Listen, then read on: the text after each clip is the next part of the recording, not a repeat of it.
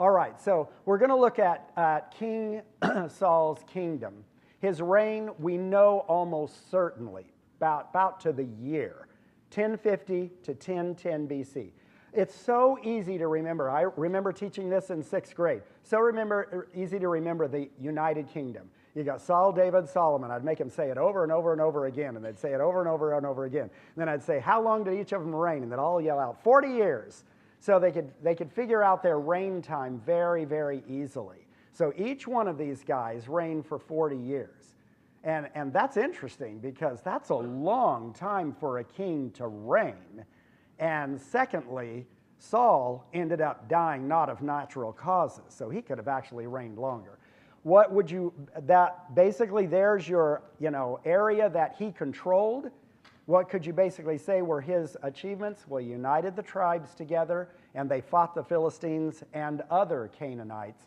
And of course, he was unsuccessful in fighting the Philistines, okay? That ended up to be David's job, basically, to take care of that, okay? In David's time period, we learn, by the way, that Saul and Jonathan are the only ones that have iron weapons, it seems like. So the Philistines had iron weapons, and that is mentioned in the Bible during Saul and Jonathan and David's time period. And they carefully guarded that secret. They didn't want anybody to know about it. The Hittites had iron weapons. They carefully guarded that secret. The Egyptians had the iron weapons. So those three had the iron weapons, and they guarded that secret, and then basically it started permeating through the world. By the time you've got Solomon, you've got iron weapons in his army. And so they've been able to figure out what's going on, probably because what happens is David conquers them.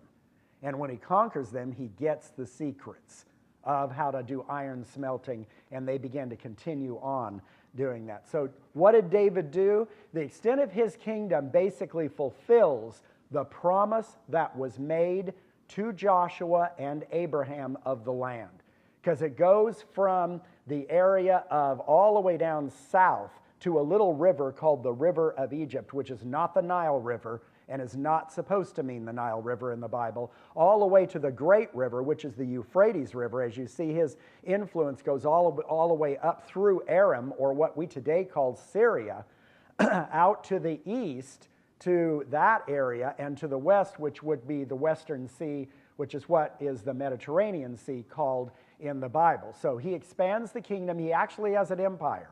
He conquers the Edomites, he conquers the Moabites, he conquers the Ammonites, he conquers the Philistines, he conquers everywhere, and he never loses a battle, okay? And so he made Jerusalem his capital. He didn't personally conquer Jerusalem or the Jebusite city at that time, but he had his, his general do it, and then he brings the Ark of the Covenant into Jerusalem. He builds the city of David, which is a palace type area on top of the hill, and he lays the groundwork for doing the temple. And that means that he's got already a very good relationship with Hiram of Tyre. Okay? So he does this before his death. And then David is the first one of the Israelites and the Hebrews that is ever mentioned in extra-biblical artifacts. And here it is. It's the Tel Dan inscription. Have you ever heard of the biblical expression from Dan to Beersheba? Okay, so what was Dan? Yeah, it was a tribe, but it was also the northern area. And what was Beersheba, basically? It was a southern area. So those are two cities. Well, in what is called the Tel Dan, a tel is a mound where they find that there was an ancient city, and they excavate it down into the strata. And as they go down, they find this. And this is fascinating because it mentions the house of David. And we think, see that area right there? See that area right here? If that hadn't been missing, we think it would have mentioned both the kings by name. But this is what it mentions. It is the first character from the Bible to be mentioned in extra biblical reference. It mentions the house of David, okay, and it was discovered in 1993. Now, when it was discovered in 1993, you might be thinking, well, I haven't heard about this. That's because a discovery like this in 1993, and this goes for all discoveries, as soon as it's discovered, you got to go through almost 10 years of other people looking at it to be able to say, yes, the scientific community and the archaeological community says, yes, this is a valid artifact. It's not a hoax. It's not something that somebody made up. So just because somebody yells out, look what I found, and it hits news, and you see it in the newspaper, it doesn't mean that it's rightfully an artifact and a verifiable one until it goes through the scientific process, okay? This has gone through it now. It is now accepted among the scientific community, not those that are biblically minded either, accept this as a major archaeological discovery, okay? And here's what it says, okay? It commemorates the victory of an Aramaean king over his two southern neighbors. Remember, Aram is Syria. The king of Israel, it mentions, and the king of the house of David. So what does this inscription actually verify that the Bible says happened in Israelite history? Yeah, the division. It says there's a house of Israel, just like we call the northern kingdom Israel, and a house of David, which is the Judahite kings that were reigning down there. So these two kings got together to fight Aram. Well, is there a mention of that in the Bible? Yes, there is. So everyone turn over right now to 2 Chronicles 22:5. So when you get over there, this is what most people believe is the corroboration of an event in the Bible with this particular information here. So as you go over there, I'll read what one person has said about this artifact. In the carefully incised text, written in neat Aramaic characters, the Aramaean king boasts that he, under the divine guidance of his god Hadad, vanquished several thousand Israelite and Judahite horsemen and charioteers before personally dispatching both of his royal opponents. That is very important. Personally doing that. Unfortunately, the recovered fragments of the House of David inscription do not preserve the names of the specific kings involved in the brutal encounter, but most scholars believe that the stela recounts the campaign of Hazael of Damascus, in which he defeated both Jehoram, also called Joram in the Bible, of Israel, and Ahaziah of Judah. So if you in verse 4, you see he did evil, that's Ahaziah, okay? Excuse me. Yes. All right. Walked in the ways of the house of Ahab, and he did evil in the sight of the Lord like the house of Ahab, for they were his counselors after death of his father to his destruction. Now look, he also walked according to their counsel and went with Jehoram, the son of Ahab, okay, Ahaziah is a Judahite king, to wage war against Hazael, king of Aram at Ramoth Gilead, but the Arameans wounded Joram, okay?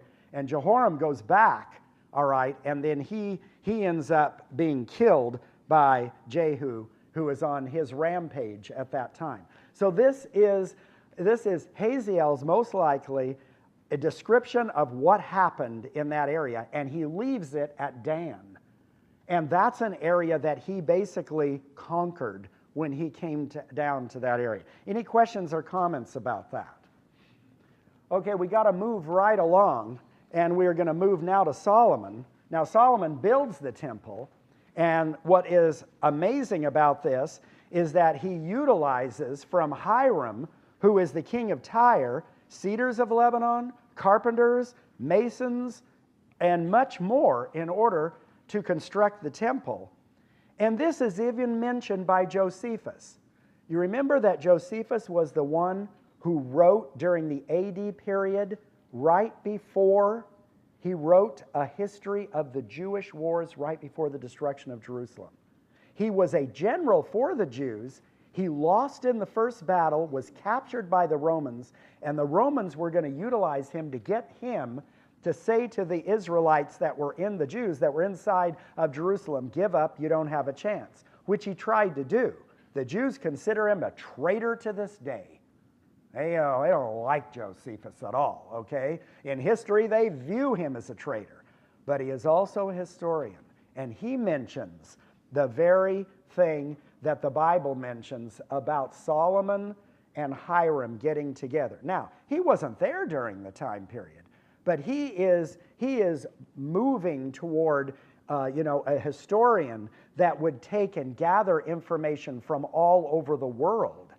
He also had, and this is important and will be important later on in our study, he had access to the information that was at Alexandria during that time, which was the library in the world that had contained much of the world's knowledge at that time. Okay, so that was huge. All right, what is really interesting about Solomon?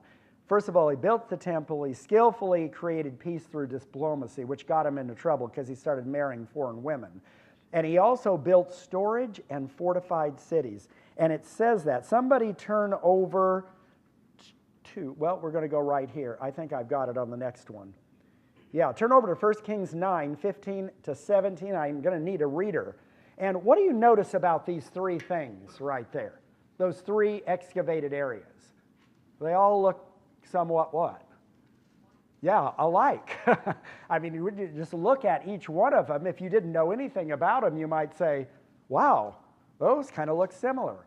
Well, each one of these is from a city that the Bible states that Solomon built as a fortified city, and he had certain gates built, and the gate of a city was so important because that's how somebody would batter ram down your first gate and try to enter. And so you would have all sorts of security measures at a gate.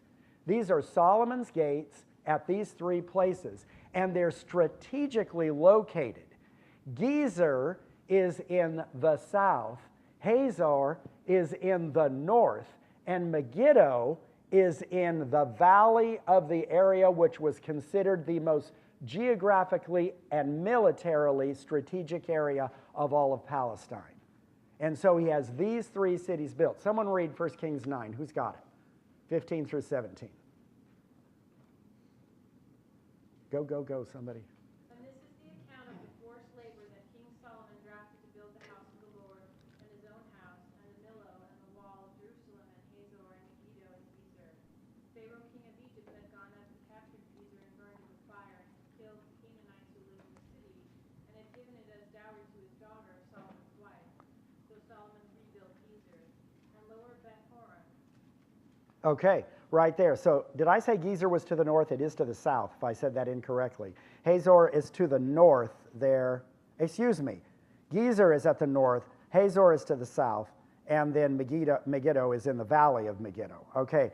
What's so interesting about this is that they have excavated this, and these three all have exactly the same type of plan. And so whenever you go there, those are called Solomon's Gates. By the way, if anybody knows my former teacher at Florida College, Farrell Jenkins, and knows that he goes to the Holy Lands all the time, that's his picture right there. That is the first one on the Google search images of the gates of Solomon at Gezer. It's his actual photograph that he gave. That's pretty cool. Okay, so you can see it right there. And those would be a place that I would love to go visit if I ever went to the Holy Lands, because they corroborate exactly what the Bible states. Now, right after Solomon's time period, we know that the kingdom divides. Okay, this is now the beginning of the Assyrian dominance. Although Assyria has been a player in history, one that has been conquered by this area right up here. They were conquered by the Hittites for a while. They were conquered by the kingdom of Mitanni for a while. They then ended up going back and conquering the Hittites and conquering the kingdom of Mitanni and making them vassal states. But Assyria has been a player for a long time period, but they don't come into actual contact until after Solomon dies. So this Saul, David, and Solomon time period, no one is really bothering them. Egypt is weak. They are going through one of those intermediate time periods where it's not good, and Assyria is weak, and Babylon is often fighting Assyria, and none of them can get control. So it's during that time that there's just peace in the land during Solomon's time period, and it is corroborated by the history of that time period as well. So you've got, and this is what Tom was talking about this morning in the Nahum class.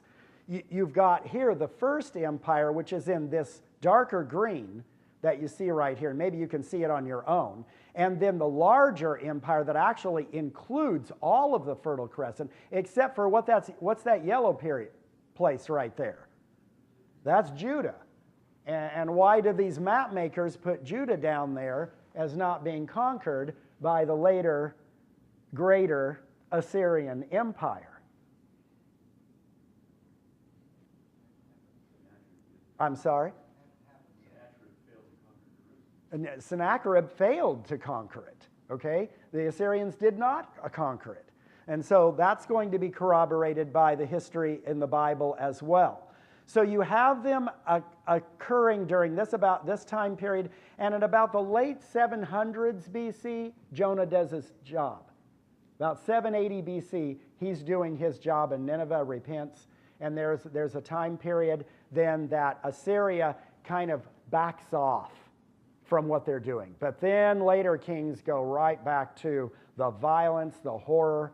Let me tell you something. I don't know if any group of ancient people could be hated more than the Assyrians for what they did. They struck fear in people not only because of their chariots and their horsemen and the way they just came down like lightning, but they would take people in captivity by absolutely humiliating them and torturing them. They would hook them, the nobles and those of, royalty, in the back of their neck, strip them from the backside so that their bare bottoms would be showing, and then walk them backwards into captivity. Miles upon miles of walking that. They would also strip the face of all of its skin, flay their faces, and allow the flies to just, do their job and make maggots all over their face so that their faces would be completely and utterly scarred for the rest of their lives. They burned out the eyes of people. They were just unbelievable. Dashing babies up against walls. They were horrifically violent. So when you're talking about Jonah going, what? You want me to go do this? You'd maybe be able to see why he was so angry when God relented, because he probably just flat out hated them for what they had been doing and feared them, obviously, as well. So it's not surprising to me that Jonah did not want to do what God asked him to do. But what is so remarkable is that God could love them as well and unconditionally want them to turn back to him so he doesn't have to destroy them. That's just amazing. One more thing. When Jonah was doing his job, guess what the Greeks were doing? On the other side, 776 BC, anybody know? The first Olympics. They were having an Olympic festival when Jonah was going to Assyria, and that first one, and it kept going on year after year. So the Greeks were beginning to coalesce as a civilization, and they were trading already with the Egyptians and the Phoenicians, and things were happening, and we'll of course mention them later on. Now we've got the Assyrians that are going to mention. Now we have an Aramaean king that mentioned 2 kings. Now we got the Assyrians mentioning kings, and this monolith is from Shalmaneser III. He's an Assyrian king, and it contains a description of the Battle of Karkar, not mentioned in the Bible. Nothing mentioned, but Ahab is mentioned. And Ahab is mentioned as one of the coalition kings that fought against Shalmaneser III. Of course, Shalmaneser said it was a great victory. And he mentions that Ahab had 2,000 chariots and 10,000 foot soldiers that he added to the fight against him. Now, 2,000 chariots is an absolutely amazing number of chariots. And those that are historically not in favor of biblical information will just say that's Shalmaneser being, grandiose because it makes him look better. I don't know, because if you go back and look at how many horsemen Solomon had and how many horse stables he had 4,000 horse stables, and he had 10,000 horsemen during his time period. When Judah and Israel split, then the northern kingdom got all of those things. They got those stables, they got those chariots, they got all of that. So for Ahab to have that, I wouldn't think would be something that would be beyond it. At any rate, Shalmaneser says he won. Historians say he probably didn't. It was a draw because he had to go back to the area 3 or 4 more times to quell it. So it was at least not a decisive victory. But guess what? He mentions Ahab of the house of Omri. He mentions him in that, okay? And then another one. This is the one I put on my little 10 reasons to come to this class. Okay, this one is fascinating because it gives the first actual character, not just description, but physical description of an Israelite. You see this guy right here? That is King Jehu bowing down to an Assyrian king right here. Now, did that ever truly happen? Did he really just bow down to the king? Probably not, but it's an indication on this black obelisk, which is very, very famous and in the British Museum. It is an indication that he paid tribute to him, which is certainly something that the Bible verifies, that Jehu was most likely paying tribute to an Assyrian king in order to either keep the Syrian king off his back, because Syria was becoming very, very powerful at this time, or because he recognized that the Babylonians were going to be coming soon, and he wanted to pay tribute to keep them out of the area, or pay tribute to Assyria to keep the Syrians out of the area. We don't know why it was done, but we find the physical characteristic of a Judahite king right there, and he is actually ruling, but he's bowing down and paying tribute to him at this time.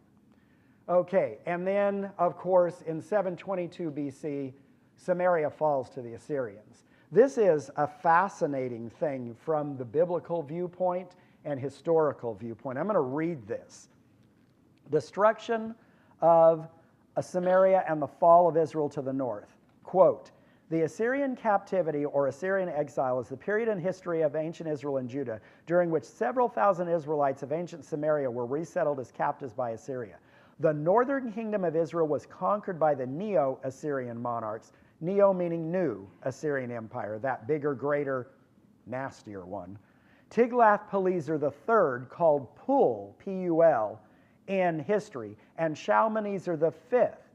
But the later Assyrian rulers, Sargon II, who is mentioned in the Bible, and his son and successor, Sennacherib, who is mentioned in the Bible as the one who came up against Jerusalem against Hezekiah, were responsible for finishing the 20-year demise of Israel's northern 10-tribe kingdom, although they did not overtake the southern kingdom, Jerusalem. It was besieged but not taken. So it was 20-year time period that king after king after king came up against the northern kingdom of Israel and finally did it in. And Sargon is given credit in the Bible for doing it, although he and his son both were involved, and Sennacherib is mentioned as coming up against Hezekiah. Did you have a question? Yes. Yeah, on the black obelisk, does history line up, and does it show like the name of the Assyrian king at that time? Yes, absolutely. All of these kings that are mentioned in history and inscriptions that they are mentioning of the Israelite kings or the Judahite kings are all matching up with history and matching up with the biblical description of that time period, who was in order. The only thing about this that might be wrong, let's go back, is some people say, he says Jehu of the house of Omri. Well, Jehu was not of the house of Omri. Jehu eradicated and assassinated the entire house of Omri. He left nobody there, and that was his job, according to God. However, it's not a mistake. In fact, some historians, I think, say it's a mistake. It's not a mistake that they made, the Assyrian people made. The house of Omri was considered the rightful line of kings at that time. For them to mention it is just something that they would do accommodatively. So some would say it's a mistake. Others would say not so. Yes, Tom. Yeah, I think Omri was the one who had built Samaria and established Samaria as the kingdom. So it would be just from a foreign standpoint. Right. If it's got to do with Samaria, they're going to consider that to be part of Omri's heritage. That's exactly right. Not at all unusual. And just because it is an Assyrian, if it is an Assyrian mistake, it doesn't mean that the Bible's mistaken about Jehu being in the line. The Bible doesn't say Jehu's in the line of Omri. It says just the opposite, okay? All right, so the fall of Samaria happens in 722 BC. One of the questions was, why do we end up with Samaritans in the New Testament and we don't have them in the Old Testament? Because this is the beginning of the Samaritan line. What the Assyrians had a policy of doing is taking them away into captivity, and as they did that, they supplanted a people over there to try to demoralize their enemies, and those individuals married into the ones that were left in the land.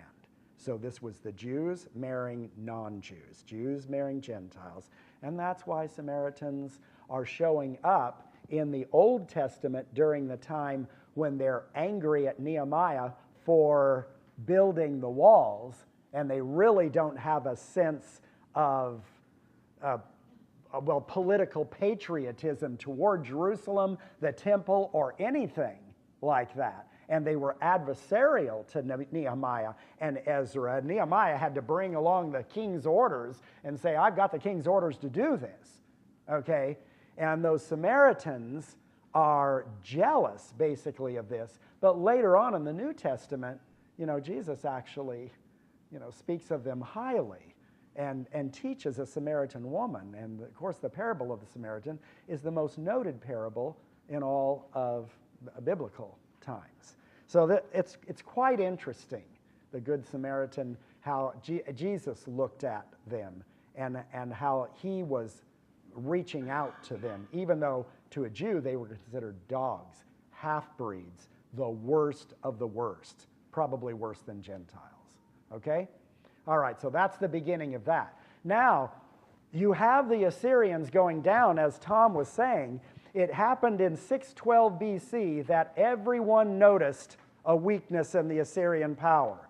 The vassal kings were governors were starting to fight among one another, and they thought, here's our opportunity. And boy, did they want revenge. They got together, and in 612 BC, and Nebuchadnezzar was with his father, Nabopolassar, who was the one responsible for getting the coalition. He is from Babylon, Nabopolassar. Nebuchadnezzar is with him. Nabopolassar is an ancient king, he's an old king at this time, and they go and fight against Nineveh, and they bring it down.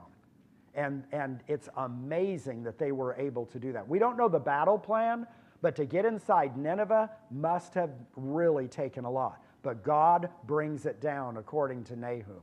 However, that's not the end of the Assyrian Empire. Nabopolassar goes back, and he is starting to do other things, but he gets ill.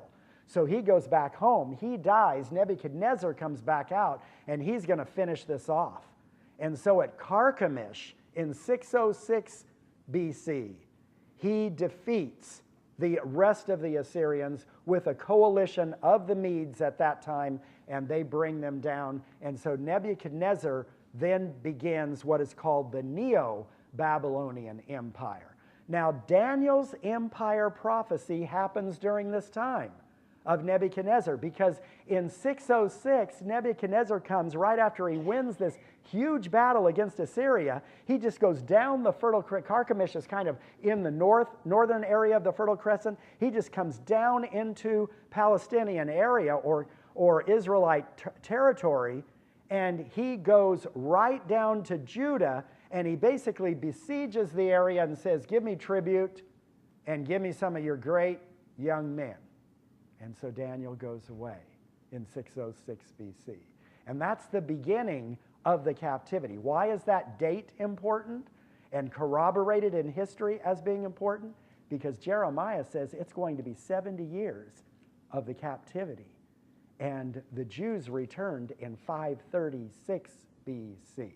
So if you ever thought, I don't get it, destruction of Jerusalem is 586. 586 to 606 is not 70 years. They weren't in captivity 70 years. Yes, they were. The beginning of the first captivity started in 606 BC, and Daniel went away with Nebuchadnezzar to Babylon.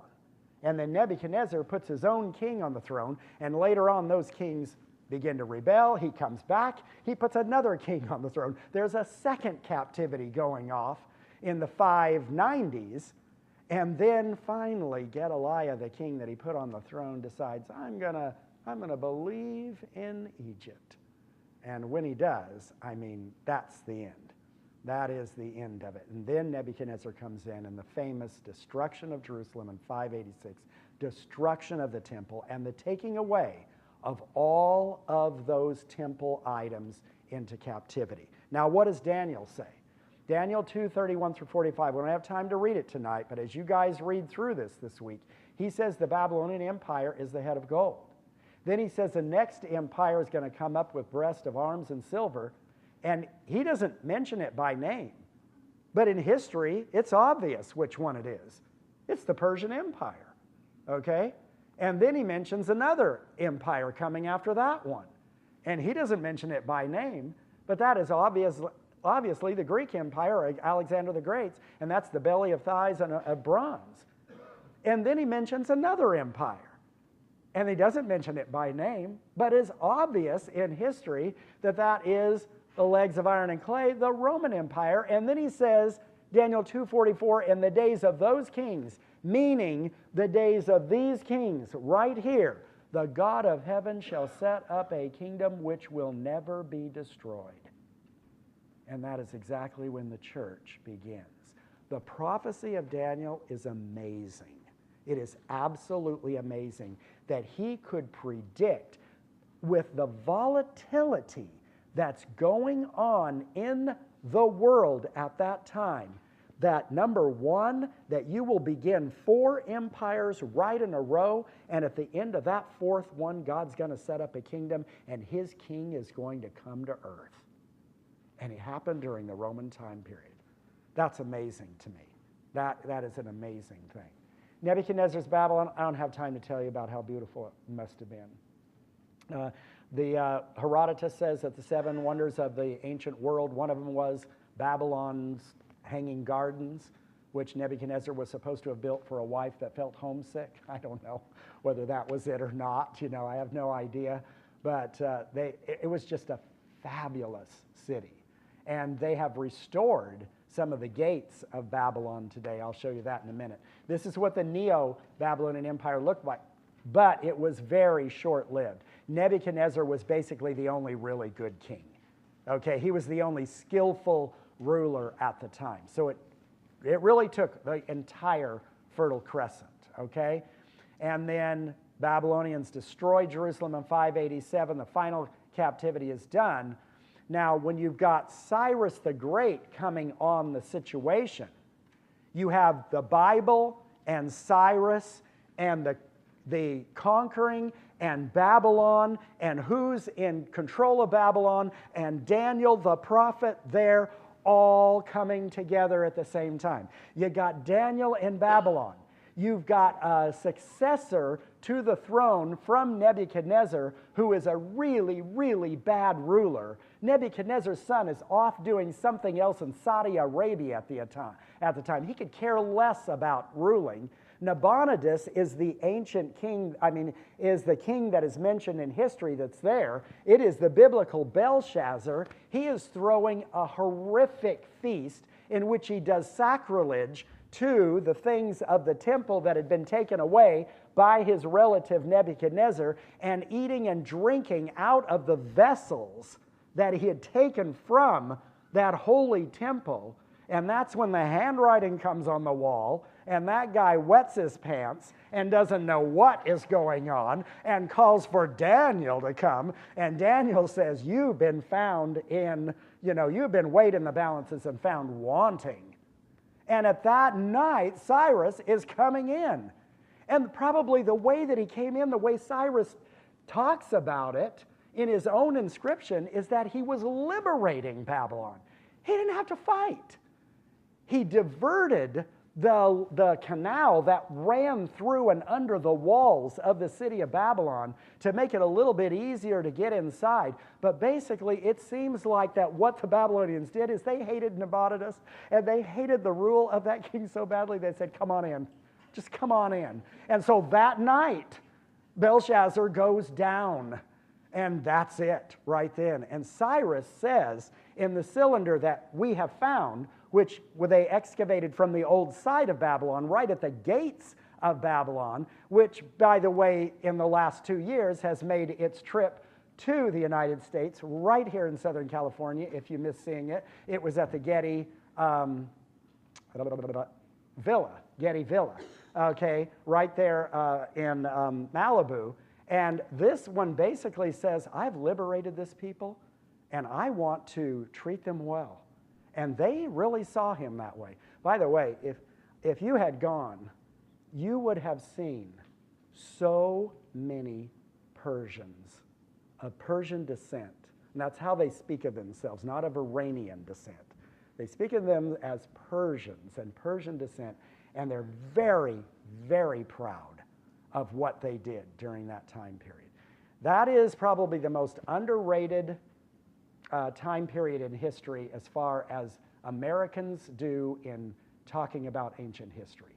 Darius I is probably one of the greatest rulers of all history. He was brilliant, okay, in what he was able to do. It was the largest empire that anybody had ever seen. That's the ruins, by the way, of Persepolis, which was their religious capital. They had 4 capitals of the Persian Empire. This is most likely the likeness of Cyrus right there. And just to see what he decrees in 2 Chronicles 36, by what, the writers of Chronicles say, the writer of Ezra mentions him. At the end of Jeremiah, at the end of Isaiah, he is mentioned. And Isaiah is mentioning him by name. Cyrus will be his shepherd to gather his people back home. He mentions Cyrus the king 150 years before Cyrus is even born. Isaiah does that.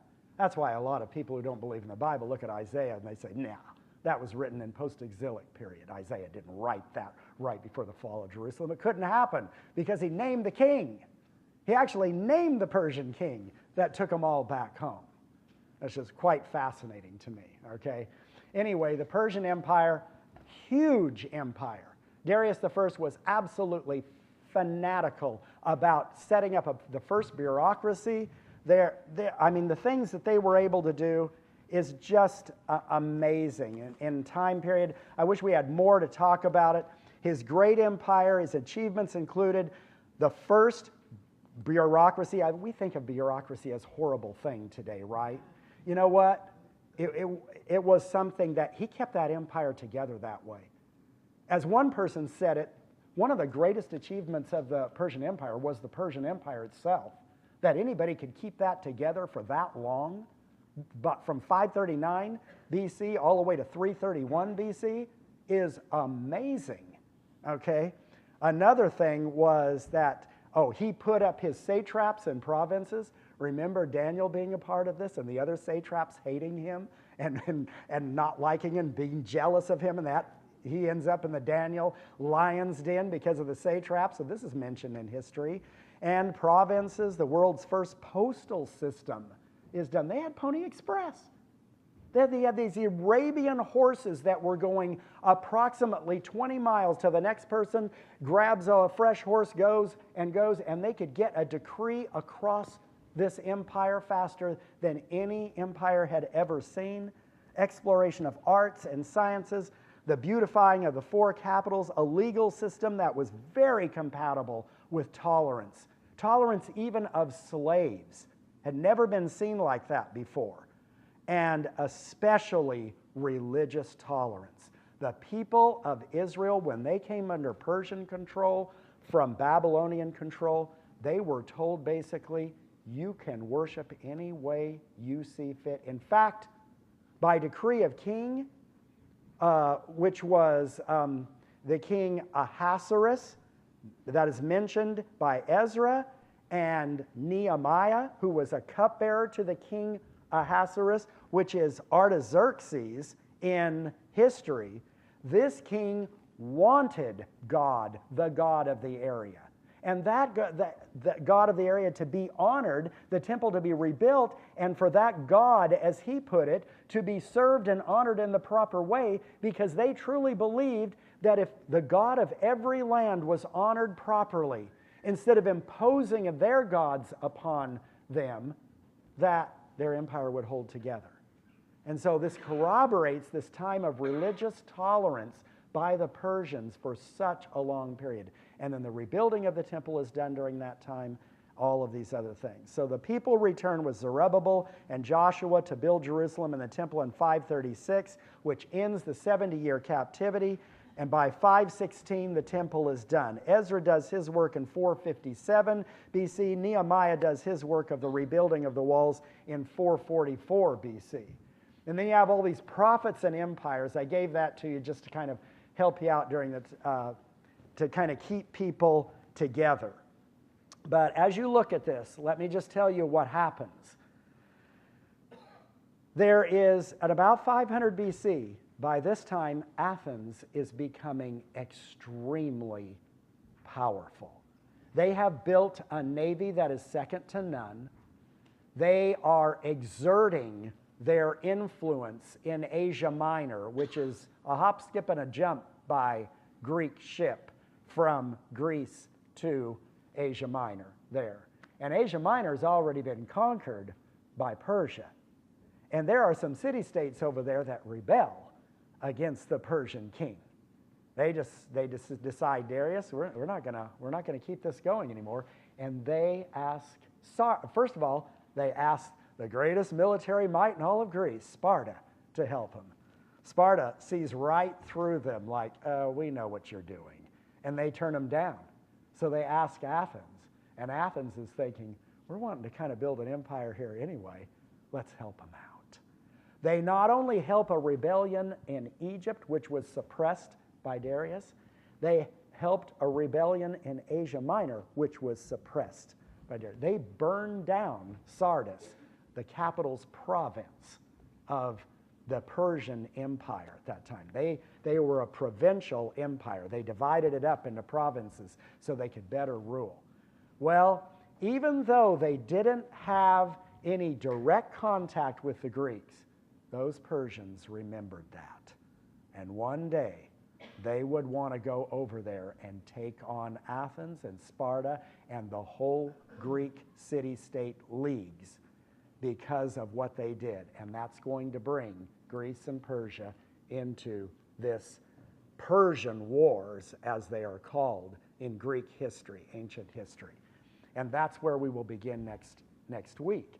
Next week, Lord willing, we are going to be looking at this idea of the intertestamental period, this period of silence. What happens during this period? How does it bring about everything that we see in the New Testament times? What is going on in history? Is God still with his people? Is he still working through his people? Are there things that are happening? I wasn't even able to mention, by the way, the king and Esther and Mordecai and that beautiful story, but there's just too much to mention during this time period. And one more thing that I wanted to say about the Assyrian Empire that I didn't say.